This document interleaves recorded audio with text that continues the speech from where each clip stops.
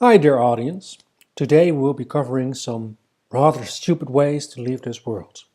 No, I am not talking about billionaires that have enough money to build their own spaceships and decide to escape a potential future revolution by leaving from Mars. No, I am talking about leaving this world by dying. Even billionaires can escape from that fate.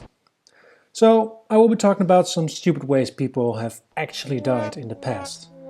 Our first death happened during the American Civil War, where General John Sedgwick taunted death during the Battle of Spotsylvania Courthouse. The one time something that happened at court that wasn't boring. Listen up, man. I want you to fight so hard today that when you look back on this day, you can say with pride that your spirit animal was a tiger. Sir, yes, sir! Hey, William, don't you think it's weird that our animator gave us grey hats? Aren't ours supposed to be blue? I guess he was just colorblind or simply did bad research when drawing us. Shh! Quiet! The general is here.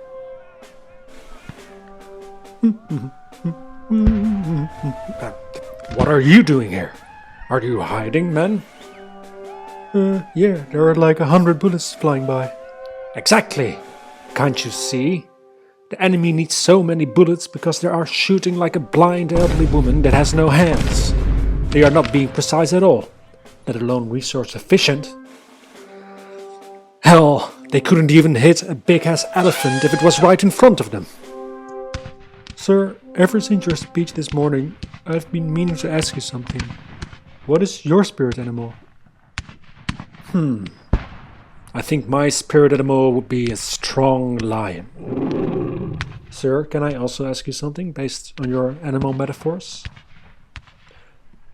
Wouldn't it have been smarter to pick an elephant as your spirit animal? Because that way your spirit animal actually connects to what you said before about the enemy not being able to hit an elephant? Because you chose a lion instead, so what keeps the enemy from hitting you? お前はもう死んでいる。何?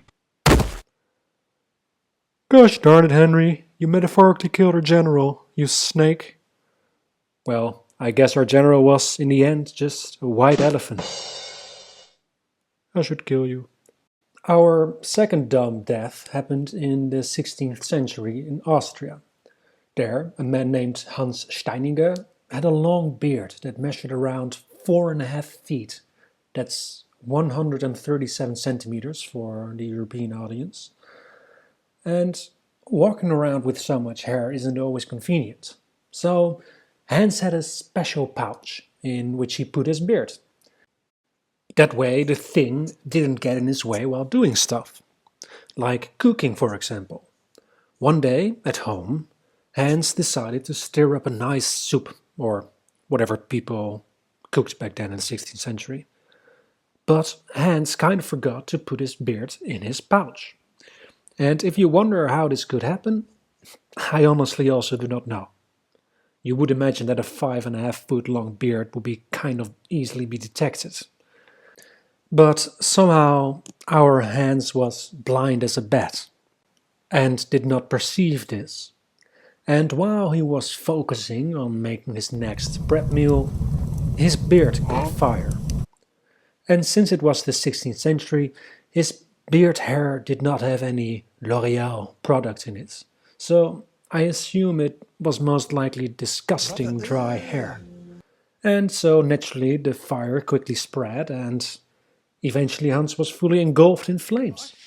And because of his long beard, Hans did not enjoy a long life. Because both he and his beard quickly turned to ash, just like his whole house.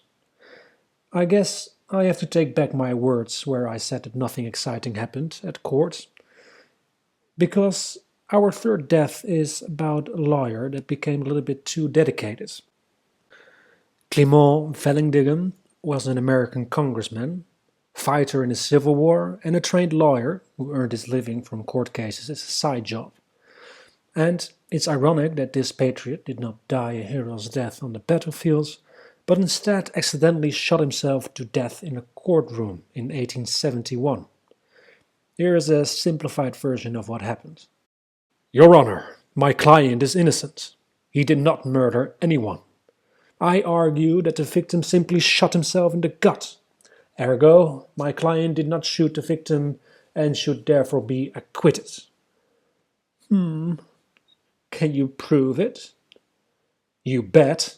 Please, present me the evidence box.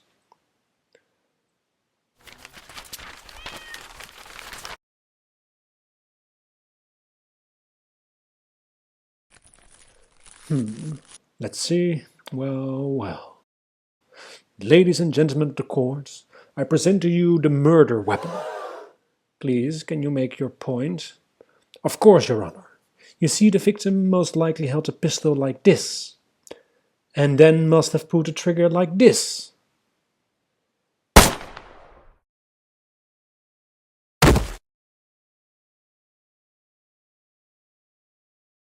Maybe I should have warned him that the gun was still loaded.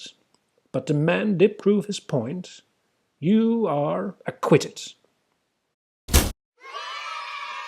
Well, I guess at least his death was not fully in vain, as he managed to free the suspect from all charges. The next death that we'll be looking at is death by a chicken. To be more precise, death by a knife-wielding rooster. In 2011, a Californian called Jose died after a cockfight. No, don't even go there, you degenerates. What I mean is a cockfighting match where knives are strapped to the roosters in order for them to give more lethal blows to their opponents. But during one of the fights, the roosters kept on dancing around one another, and eventually one of the roosters kind of fled away. Gosh darn it, I do love to have myself a full family bucket of chicken wings. And I don't see how my passion for eating chicken and abusing these birds for my own twisted pleasure to see violence could ever backfire in my face. Oh shit. Is that Alfredo flying by? Hi there, Alfredo. Come here, my boy. Are you seriously going to tell me that you, a rooster, chickened out of a fight? You have always disappointed me, Alfredo. It's a shame your brother, Colonel Sanders, died a few weeks ago. Luckily his remains were still finger-licking good, though. Alfredo, why? How could ya? After all you've done for me. Well, to be fair, Jose didn't die immediately. He actually died because he refused to rush to a hospital. We do not know why he did not swiftly go to a medical center to treat his gashing wound in his lower leg. So why did he make the decision that led him to bleed out? Maybe it was because the rooster fight was illegal.